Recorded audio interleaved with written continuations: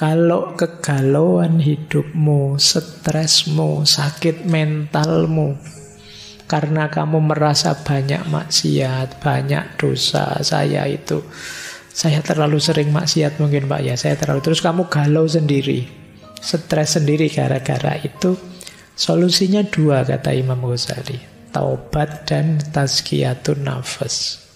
Ayo ditobati, terus pelan-pelan kita bersihkan hati kita. Cara membersihkannya, nawa itu tidak mengulang lagi maksiat-maksiat yang kemarin saya jalankan. Dosa-dosa yang kemarin saya lakukan. Ini akan meringankanmu. Jadi, taubat itu kan semacam menetralisir segala beban dosa dan kemaksiatan yang selama ini kalian lakukan yang membuatmu stres. Tapi dengan melakukan itu plus pembersihan jiwa, jiwamu akan lebih tenang.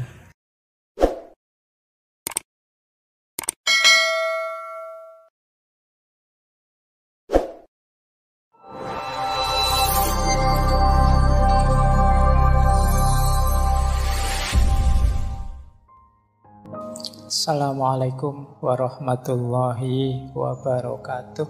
Bismillahirrahmanirrahim. Ini kalau teman-teman jeli ya, ada beberapa tips mengatasi problem kesehatan mental versinya Imam Ghazali. Ini hasil pencermatan saya sekilas saja, sebenarnya masih banyak.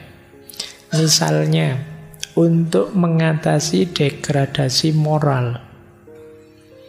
Kalau kegalauan hidupmu, stresmu, sakit mentalmu, karena kamu merasa banyak maksiat, banyak dosa, saya terlalu sering maksiat mungkin Pak ya, saya terlalu, terus kamu galau sendiri, stres sendiri gara-gara itu, solusinya dua kata Imam Ghazali, taubat dan tazkiyatun nafas.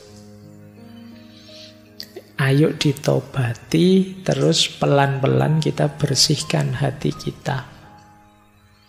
Cara membersihkannya, nawa itu tidak mengulang lagi maksiat-maksiat yang kemarin saya jalankan. Dosa-dosa yang kemarin saya lakukan. Ini akan meringankanmu.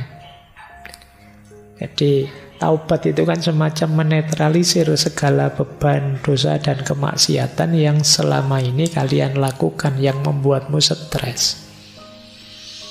Tapi dengan melakukan itu plus pembersihan jiwa, jiwamu akan lebih tenang. Jadi itu tips dari Imam Ghazali. Solusi pertamanya justru taubat. Jangan lupa ini ya.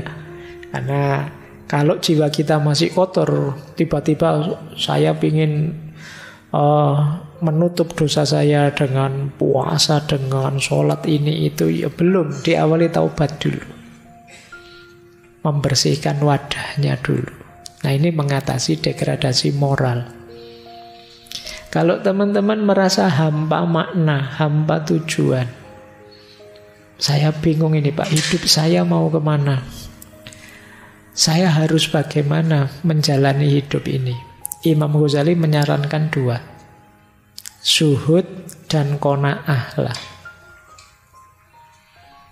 Qanaah itu merasa cukup dengan apapun yang saya miliki saat ini. Zuhud itu kondisi jiwa kita yang tidak lagi tergoda oleh hal-hal duniawi. Ini zuhud. Lu kalau gitu ndak kuliah, ndak kerja Pak. Ya tetap kuliah, ya tetap kerja. Tapi tidak terikat, tidak jatuh cinta pada dunia. Ini membuat kita lebih mudah menetapkan tujuan. Memberi makna hidup. Dibandingkan kita masih tenggelam dalam hasrat ambisi duniawi. Kata Imam Ghazali, kenapa begitu ya? Hasrat ambisi duniawi itu sering mengecewakan, membuat kita putus asa. Mari kita terima saja, ya yang kita miliki ini ya sudah. Itu namanya qanaah. Dan tidak mudah tergoda, tidak mudah terpesona oleh hal-hal yang sifatnya duniawi. Itu ada kata mutiara yang luar biasa dari Sayyidina Ali bin Abi Thalib. Beliau menyatakan, ya dunya hurri wairi lakot tolak tuka salasatan. Wahai dunia, godalah orang lain saja selain aku. Kenapa? Aku sudah menalakmu 3. Jadi itu Ali bin Abi Thalib. Nanti ya, itu membentuk jiwa yang zuhud. Saya tidak tahu kalian berani tidak bilang begitu. Wahai dunia, aku sudah talak 3 padamu. Tidak mungkin rujuk lagi sudah. Baik. Yo, kalau di usia-usia kalian masih tidak gampang untuk qanaah. Tapi boleh latihan. Intinya bagaimana jiwa kita tidak terikat dengan dunia. Kemudian kalau kita mengalami hampa spiritual, hampa nilai. Tadi kita merasa, Pak, saya itu kok tidak berharga ya Pak. Apa sih nilai kehadiranku? Imam Ghazali menyarankan 2, riyadoh dan mujahadah. Riyadoh itu latihan. Sederhananya, ya bentuklah dirimu biar jadi orang yang bernilai, berharga. Jadi riyadoh itu ya amal-amal keagamaan kamu jalankan, maka kamu merasa bernilai dalam hal agama.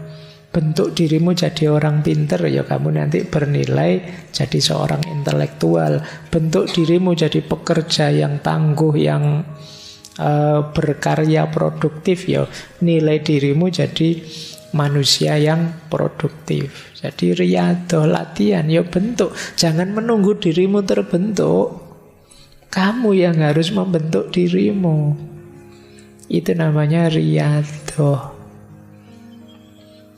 Saya nunggu saya Pak, besok siapa tahu saya jadi. Siapa tahu saya jadi. Kalau kamu ingin jadi, bentuk dirimu.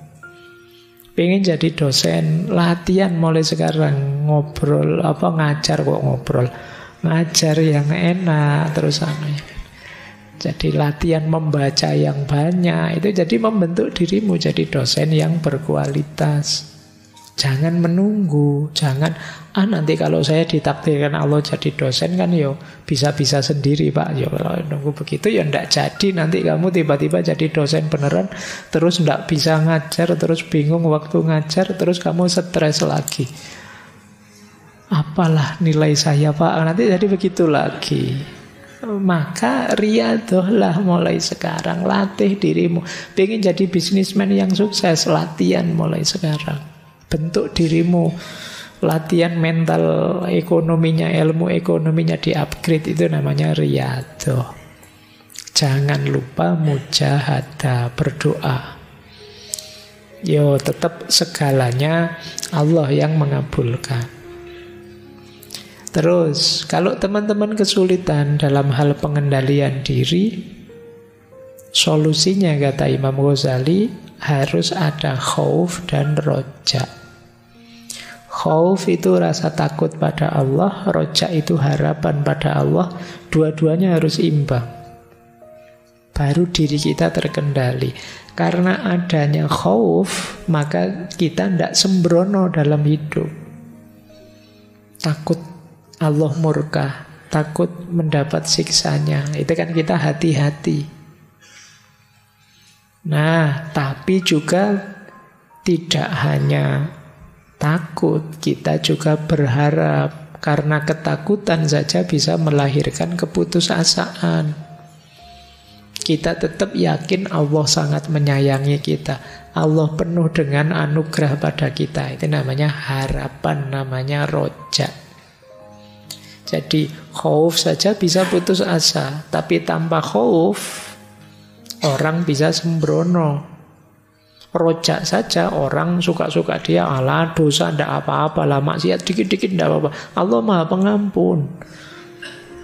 Banyak cerita-cerita orang dosanya 99 itu aja masih diampuni, sampai yang ke 100 kita paling dosa kecil-kecil. Ini namanya sembrono, ndak ada rojak. Jadi ndak ada takutnya sama Allah. Isinya harapan saja, membuat kita sembrono, menyepelekan. Maka khauf dan roja ini harus imbang. Terus ya kalau ini ya, kalau kita stres dan frustasi, kuncinya tetap sabar. Mbok sabar. Kita bagaimana caranya, ada tekanan apapun sabar. Sabar itu ada dua ya, ada sabar yang aktif, ada sabar yang pasif. Sabar yang pasif itu ketika kita ditimpa sesuatu. Sabar yang aktif itu ketika kita menjalani sesuatu. Sabar yang aktif itu istiqomah. Sabar yang pasif itu siap menanggung apapun ketetapannya Allah. Nah, kalau teman-teman kegelisahannya adalah cemas tentang masa depan, solusinya adalah tawakal. Tawakal itu berarti sepenuhnya pasrah pada Allah. Iya, tapi setelah didahului ikhtiar. Kalau teman-teman takut masa depannya suram, ayo dirancang sejak sekarang, biar tidak suram. Setelah dirancang, dijalani, pasrahkan hasilnya pada Allah. Itu namanya tawakal. Kalau belum ada ikhtiarnya, belum bisa disebut tawakal. Jadi kalau teman-teman cemas, jangan diam saja, Pak, masa depan saya gimana, Pak? Ayo berusaha. Rancang yang baik, jalani dengan baik. Kalau sudah dijalani, pasrahkan hasilnya pada Allah, itulah tawakal. Nah, itu akan nyaman untuk diri kita. Baik, terakhir, kesimpulannya dari semua uraian tadi para filosof dari Islam, Imam Ghazali, secara umum bisa kita sebutkan bahwa setidaknya ada 5 hal penting yang bisa diberikan oleh agama sehubungan dengan kesehatan mental. Yang pertama apa? Dukungan sosial. Tadi ya, Durkheim tadi loh. Di antara kekuatan agama itu kan solidaritas antar pemeluknya. Kita sama-sama beragama, maka kita punya sistem pendukung yang kuat. Ada saudara-saudara, ada teman-teman kita yang seagama. Insya Allah mendukung kita kalau kita sedang kesulitan. Jadi karena kita ada di track, di jalur yang sama. Yang kedua, kalau ini lebih hakiki, agama memberikan kita makna dan tujuan hidup. Banyak orang yang sakit mentalnya, kesehatan mentalnya terganggu, merasa tidak bermakna, hidupnya tidak jelas mau kemana, dan agama menyediakan semua itu. Agama memberikan kita orientasi, ke sini loh kamu menuju. Ini loh makna hidupmu, maka ini yang harus kamu lakukan. Yang ketiga, agama mengajarkan kita coping, cara untuk menyikapi masalah. Misalnya tadi yang diajarkan oleh Imam Ghazali. Yang keempat, agama memberi kita nilai. Tadi kan kebahagiaan itu berdasarkan nilai-nilai. Nah, agama menyediakan itu. Menyediakan nilai. Mana yang harus kita utamakan, mana yang harus kita belakangkan. Mana yang harus kita tegakkan, mana yang kita tunda nanti saja, tidak terlalu penting. Nah, agama memberi kita itu. Memberi kita prioritas-prioritas yang harus kita utamakan. Yang kelima, agama memberi kita harapan dan optimisme. Sepahit apapun pengalaman kita, seburuk apapun kegagalan kita, kita masih punya Tuhan. masih ada Allah. Ndak pantas kita putus asa, wong ada Allah. Apa sih yang tidak mungkin kalau bagi Allah? Makanya orang putus asa itu kalau dalam Al-Quran disebut orang yang kufur. Seperti orang yang ndak percaya pada Allah. Kalau kita beriman, percaya pada Allah, apa sih masalah yang ndak terselesaikan? Kalau Allah berkehendak, bahkan 1 menit ke depan, 1 jam ke depan, sebesar apapun masalah kita bisa tuntas. Dan ada banyak cerita-cerita semacam itu. Baik, masih ada 5 menit ya. Saya kesini saja. Terakhir kali, menurut saya ini penting. Untuk teman-teman yang sedang ada masalah berat, membebani pikiranmu. Apa Pak yang harus saya lakukan, Pak? Yang tadi sudah saya jelaskan, itu yang terakhir. Yang di situ saya tulis leap of faith, kembali pada agama. Yang sebelumnya ini mungkin petunjuk yang lebih praktis. Jadi ini strategi, kalau di psikologi namanya strategi coping. Kalau teman-teman ada masalah yang membebani pikiranmu, sulit sekali dicari solusinya, ada beberapa strategi. Yang pertama, isolation. Isolation ini agak sulit, tapi kalau bisa alhamdulillah. Buang perasaan-perasaan destruktif, pikiran-pikiran negatif. Jadi sudahlah, singkirkan saja. Entah gimana caranya kalau bisa. Namanya isolation. Jalan pertama. Jalan kedua, kalau masih sulit, anchoring. Jangkar. Maksudnya apa? Dedikasikan hal tertentu, nilai tertentu yang melampaui problem atau beban pikiranmu tadi, yang prioritasnya lebih tinggi. Misalnya kalian mikir tentang kuliah yang tidak selesai-selesai. Anchoring itu, kuliah kan nanti bisa diulang, nanti bisa dilanjut lagi. Tapi misalnya kesehatan orang tua jauh lebih penting, jadi saya tunda kuliah untuk ini. Namanya anchoring. Ada yang lebih penting yang kamu utamakan. Saya kok sibuk di sini sih, padahal ada yang lebih penting. Saya kok stres mikir ini, padahal dalam hidup ini banyak yang lebih penting. Nah, itu jadi mendedikasikan hal-hal tertentu yang bisa menghadirkan rasa nyaman. Ternyata banyak orang-orang terlantar yang perlu dibantu. Sudahlah, masalah saya tidak berarti saya tak bantu orang-orang itu. Ini namanya anchoring. Jadi ada nilai lebih tinggi yang ingin kamu hidupkan dibandingkan problemmu. Itu kalau bisa. Kalau masih sulit, boleh distraction. Alihkan perhatian. Jangan mikir itu terus. Kalau memang tidak ada solusinya. Kalian boleh kejar hobimu. Atau saya biasanya nonton drakor ya Pak. Iya wis nonton drakor. Berseri-seri ya Pak. Iya tonton enggak apa-apa. Yang penting kamu seneng. Itu namanya distraction. Biar enggak stuck di problemmu itu terus. Wong ndak ada solusinya. Distraction. Atau ya entah kamu jalan-jalan kayak healing kayak atau kemana kayak.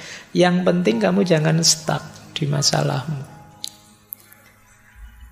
Nah, kalau bisa lagi sublimation. Sublimation itu gunakan rasa sakitmu untuk hal-hal yang produktif, kreatif. Patah hati, nulis buku tentang patah hati. Itu produktif, namanya sublimation. Sedang sedih, bikin syair tentang kesedihan. Itu namanya sublimation. Bikin lagu tentang sublimation. Pak saya ndak bisa Pak, bisanya cuma masak Pak. Yo ngarang masakan apa yang baru. Kreatif malah sedang stres. Sublimation. Boleh energimu kamu pakai untuk yang lebih kreatif. Kalau sublimation ini menguntungkan. Nanti kalau kamu sudah sehat lagi, sembuh lagi, lumayan punya karya. Dari energi kesedihanmu. Nah, kalau ingin lebih dalam lagi, temukan makna. Tidak ada satu peristiwa, tidak ada satu situasi pun yang tidak berarti. Semuanya bermakna, semuanya ada hikmahnya. Temukan hikmah itu dan kalian akan lebih tenang. Namanya find meaning. Bahkan sakit, bahkan kecewa, bahkan amarah dan lain sebagainya. Itu kalau kita mau berhenti sejenak, merenung, menemukan hikmah-hikmah di baliknya, pasti akan ketemu. Dan itu akan mengurangi rasa tertekan, rasa stres kita. Ya yang terakhir, tentu saja kalau masih saja sulit, puncaknya adalah yuk kembali pada Allah. Leap of faith. Kembali pada agama. Karena memang seperti kita bahas tadi, agama punya peran besar terhadap stabilitas kondisi mental kita. Nah, saya akhiri dengan ngaji ya, wong kita ngaji. Ayat terakhir surat Al-Baqarah. Yakinlah bahwa la yukallifullahu nafsan illa wus'aha. Allah tidak akan membebani diri kita kecuali sejauh kemampuan kita. Allah tidak membebani seseorang kecuali sejauh keluasannya, kemampuannya. Laha ma kasabat wa 'alaiha maktasabat. Baginya apa yang dia lakukan dan yang menimpanya adalah buah dari yang dia kerjakan. Kebaikan, kesenangan, kenyamanan yang kita rasakan, kesedihan, kegalauan, keruwetan hidup yang kita alami, hakikatnya buah kelakuan kita juga. Tapi tidak usah khawatir, beban hidup kita tidak akan melampaui daya tahan kita. Itu janjinya Allah. Kalau kita merasa, enggak Pak, ini berat sekali Pak, sebenarnya masih dalam kuasamu. Mungkin kamunya saja agak terlalu cengeng, kurang tangguh. Pasti kamu kuat kok. Baik, Rabbana la tu'akhidna inna sina au ahtona. Rabbana wala tahmil alaina isron kama hamaltahu alal ladzina min qablina. Rabbana wala tuhammilna ma la taqata lana bih. Wa'fu anna waghfir lana warhamna anta maulana fansurna alal qaumil kafirin. Baik, saya akhiri sekian kajian malam hari ini. Insya Allah kita lanjutkan lagi minggu depan di tema agama dan ilmu. Kurang lebihnya mohon maaf. Wallahul muwaffiq, wallahu a'lamu bissawab. Wassalamualaikum warahmatullahi wabarakatuh.